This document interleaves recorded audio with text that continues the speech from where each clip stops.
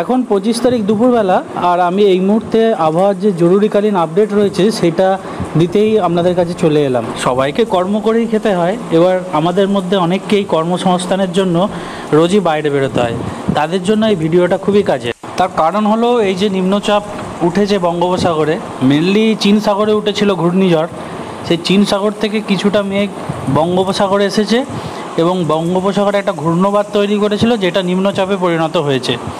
এবং আবহাওয়া তো সবসময় একই রকম থাকে না, এটা চেঞ্জেস হয়, সেই জন্য এই মুহূর্তের আপডেটটা পুরোটা এই ভিডিওতে পাবেন। এবং আরও আমি বলবো যে এখন অবধি কী হলো আর আগামী কতদিন এটা চলবে এবং তার কি আপডেট রয়েছে। এখন পর্যন্ত সবথেকে খারাপ যেটা হয়েছে সেটা হলো 17 জনের মতো মানুষের মৃত্যু হয়েছে বজ্রপাতের জন্য, যেটা হয়েছে বাঁকুড়া এবং পুরুলিয়াতে, যেটা হওয়ার কথা ছিল কোস্টাল এরিয়াগুলোতে, অর্থাৎ হাওড়া, হুগলি, 2 মেদিনীপুর, দিনাজপুর এই জায়গাগুলোতে।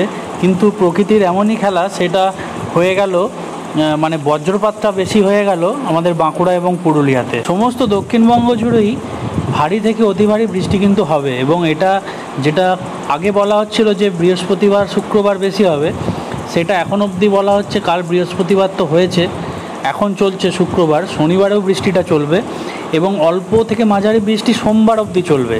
সোমবারের পরে কিছুটা কাটার খবর দিয়েছে হাওয়া। 90 মিলিমিটারের মতো বৃষ্টি অলরেডি হয়ে গেছে। এবং কলকাতাতে যদি দেখেন, কলকাতাতে সল্টলেক চত্বরগুলো যেগুলো একটু অপেক্ষাকৃত উঁচু, সেই জায়গাতেও কিন্তু জল যন্ত্রণা শুরু হয়েছে, আপনারা বিভিন্ন খবরের চ্যানেলে সেটা দেখতে পেয়েছেন।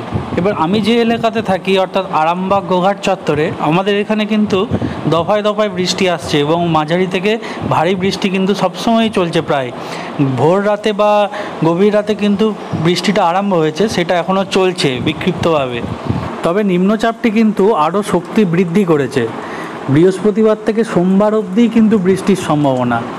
এবং বৃহস্পতিবার আমরা কালকে দেখেছি দিনভর রাতভর হয়েছে, শুক্রবার এবং এটা কিন্তু সোমবার অবধিই চলবে।